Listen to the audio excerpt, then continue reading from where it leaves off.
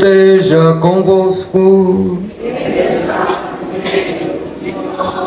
Proclamação do Evangelho de Jesus Cristo, segundo Lucas. Naquele tempo, Jesus levou consigo Pedro, João e Tiago e subiu a montanha para rezar. Enquanto rezava, seu rosto mudou de aparência e sua roupa ficou muito branca e brilhante. Eis que 2 homens estavam conversando com Jesus. Eram Moisés e Elias. Eles apareceram revestidos de glória e conversavam sobre a morte que Jesus iria sofrer em Jerusalém. Pedro e os companheiros estavam com muito sono. Ao despertarem, viram a glória de Jesus e os 2 homens que estavam com ele. E quando estes homens se iam afastando, Pedro disse a Jesus: Mestre, é bom estarmos aqui.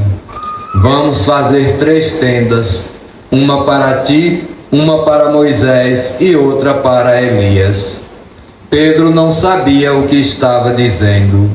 Ele estava ainda falando quando apareceu uma nuvem que os cobriu com sua sombra. Os discípulos ficaram com medo ao entrarem dentro da nuvem. Da nuvem, porém, saiu uma voz que dizia: Este é o meu filho, o escolhido. Escutai o que ele diz. Enquanto a voz ressoava, Jesus encontrou-se sozinho. Os discípulos ficaram calados e naqueles dias não contaram a ninguém nada do que tinham visto. Palavra da salvação. Glória a vós, Senhor.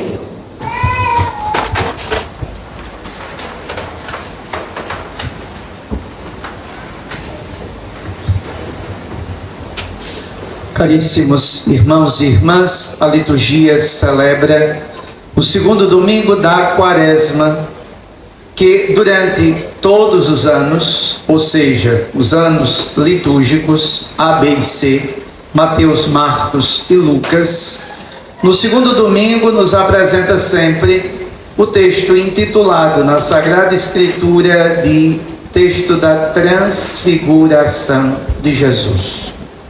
Contudo, a leitura lucana da Transfiguração é totalmente diferente, em vários aspectos, da leitura de Mateus e de Marcos. E o grande detalhe presente no texto é que a Transfiguração não é outra coisa senão o seu rosto mudou de aparência. A sua roupa ficou muito branca e brilhante. Lucas, em nenhum momento no Evangelho de hoje, citou a palavra transfiguração. Porque para ele, a transfiguração é algo maior do que aquilo que é dito nos outros textos. Lucas tenta fazer com que o leitor do seu Evangelho descubra a importância de uma leitura ampla do capítulo 9, onde, depois de confessar a fé em Nosso Senhor, Pedro é reprovado justamente porque não aceita o mistério da cruz. Logo em seguida, Nosso Senhor também o chama a atenção, dizendo: se alguém quiser me seguir, renuncie a si mesmo, tome sua cruz e siga-me. Terceira chamada de atenção é a predição da paixão. Ele diz que o Filho do Homem deve sofrer, deve ser condenado à morte, deve morrer, ressuscitar no 3º dia. Ou seja, o cenário do texto de hoje é um cenário difícil para os seguidores de Jesus, porque eles têm dificuldade de aceitar aquilo que Nosso Senhor está dizendo. Ou melhor, a dificuldade é aceitar, se abrir à palavra de Deus em Jesus. Por isso o Evangelho não pode terminar diferente. este é o meu filho, o escolhido, escutai-o. O que ele está dizendo é a verdade. Mas a gente vai ver no Evangelho que isso não é tão fácil nem para eles ontem e nem tampouco para nós hoje. Vamos seguir o seguinte esquema. Primeiro vamos olhar o caminho da oração. O Evangelho de hoje, todo ele se dá no itinerário de oração.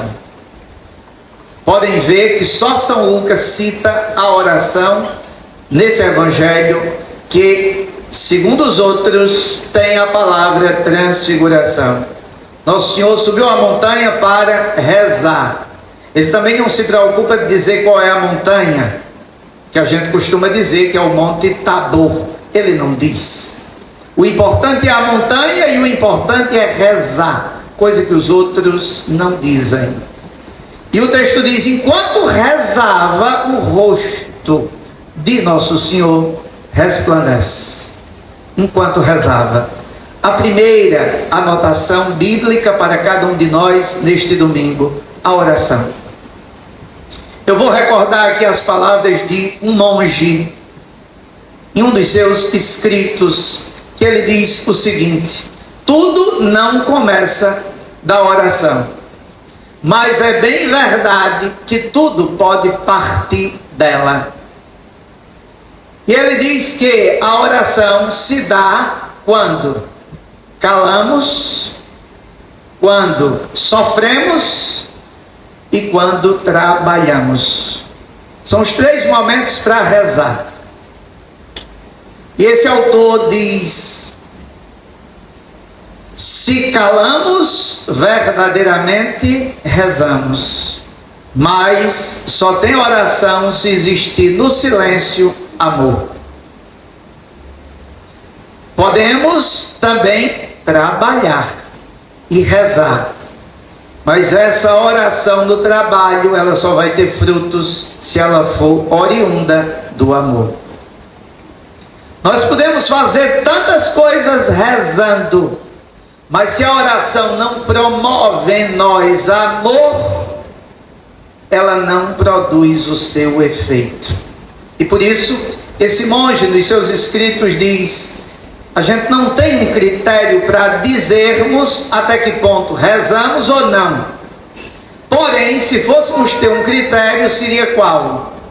Se crescemos fazendo bem, se crescemos amando, se crescemos nos afastando do que é mal, se crescemos na fidelidade à vontade de Deus, estes são sinais visíveis de que rezamos e de que a oração está em nós, produzindo frutos. Amados irmãos e irmãs, todo o Evangelho de hoje se dá na oração. Para descobrirmos o rosto de Nosso Senhor, é importante rezarmos. Segundo ponto, o rosto. É quando rezava que o rosto resplandece. E o rosto se torna o detalhe desse domingo. A transfiguração é o rosto. E aqui a importância do rosto. Ali no texto, o rosto de Nosso Senhor resplandece o rosto de um outro. E quem é esse outro? Deus. É Cristo quem nos revela o rosto de Deus. E como é importante na oração descobrirmos esse rosto de Deus no homem Cristo. Mas é bem verdade, amados irmãos e irmãs, que seja no trabalho ou na escola, seja nos momentos de dificuldades ou de alegrias, seja nos presídios ou nos hospitais, seja nos campos de extermínio, olhando a história, ou seja em nossas praças, há uma verdade que grita na história da humanidade: nós deixamos de olhar as pessoas no rosto. E se deixamos de olhar as pessoas olhando o rosto, perdemos de vista o mistério da transfiguração. Se não conseguimos olhar e conversarmos com o outro olhando o rosto, como conseguiremos hoje, nesta liturgia, termos a capacidade de vermos a Deus, de nos deixarmos transfigurar, transformar? E aí vejam que o rosto é o detalhe do Evangelho e o rosto é importante. Vejam que nós não conseguimos olhar o nosso rosto.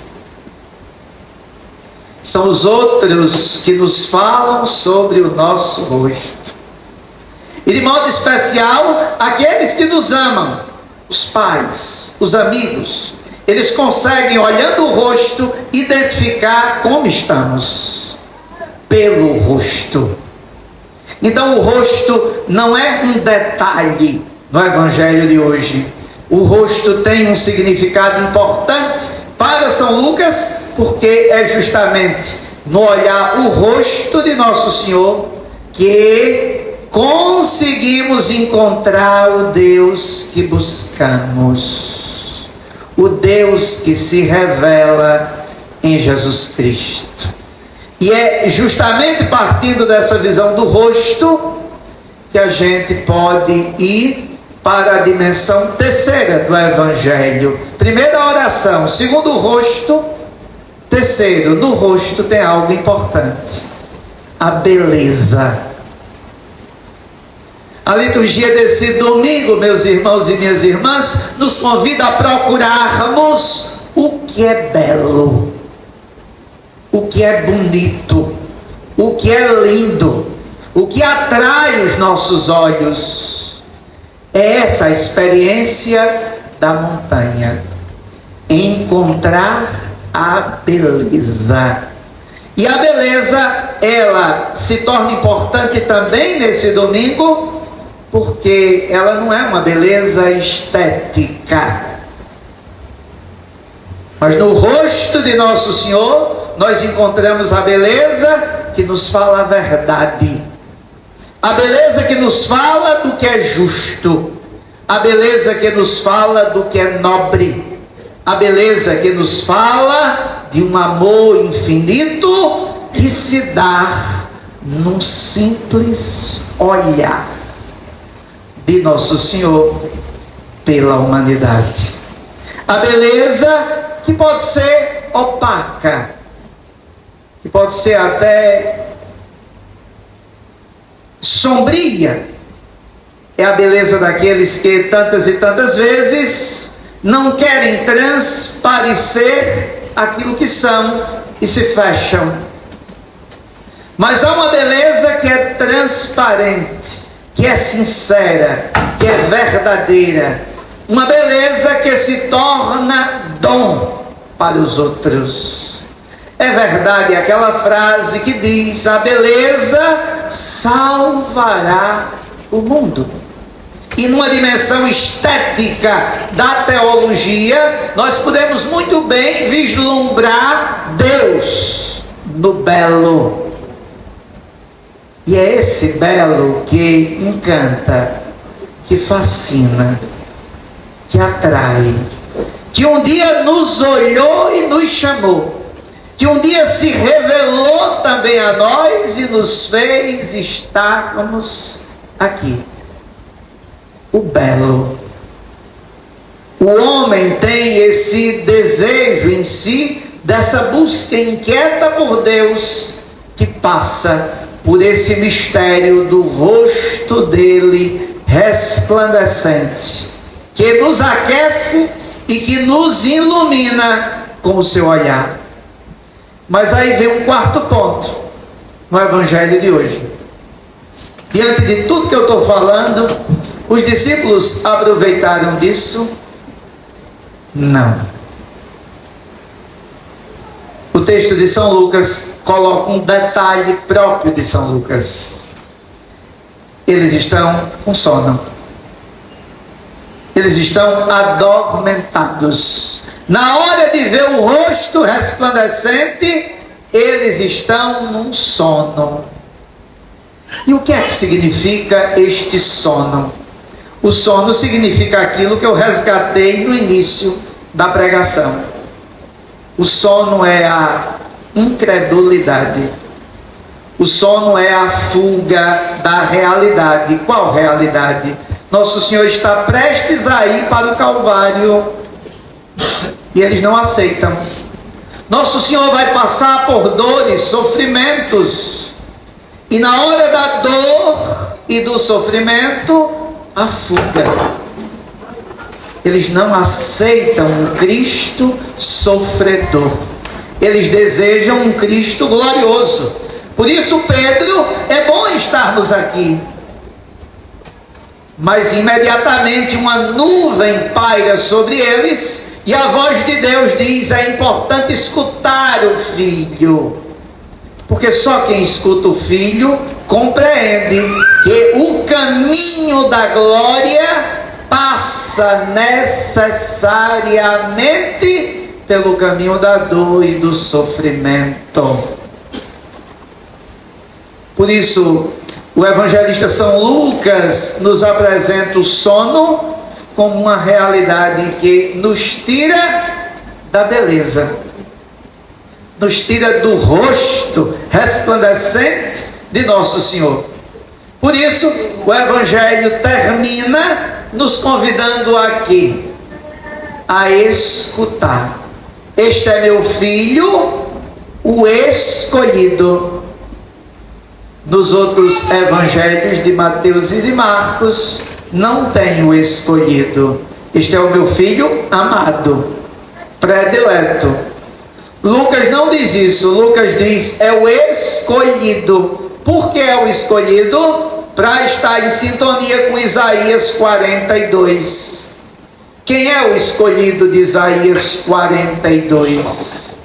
É o servo sofredor de Javé. É aquele que vai passar por muitos sofrimentos para poder chegar à glória. Por isso, este é o meu filho, o escolhido. Escutai-o. É um convite veemente a, uma vez que descobrimos o seu rosto pela oração, agora podemos encontrar o belo de nossas vidas, Deus. E encontrando o belo, podemos também vermos as belezas que nos rodeiam. Quantas e quantas vezes não nos encantamos com a paisagem bela, ou com a música bela, bonita, com letra? Quantas e quantas vezes não buscamos o belo em tantas coisas, mas não podemos deixar que o sono das fugas nos tire do brilho e da beleza da luz de Cristo, que deseja resplandecer e iluminar toda a nossa vida. Peçamos, pois, irmãos e irmãs, neste segundo domingo da Quaresma, a graça de sairmos daqui hoje procurando a beleza, buscando a beleza. E a beleza nós já sabemos onde encontrá-la, nele. Ele hoje vem manifestar a nós o seu rosto. Ele hoje, com o rosto resplandecente, vem dizer que a morte, a dor, o sofrimento, a angústia, as dificuldades que todos nós aqui passamos, todas elas são passageiras. Porque a verdade de nossa vida é um dia nos encontrarmos com esse rosto.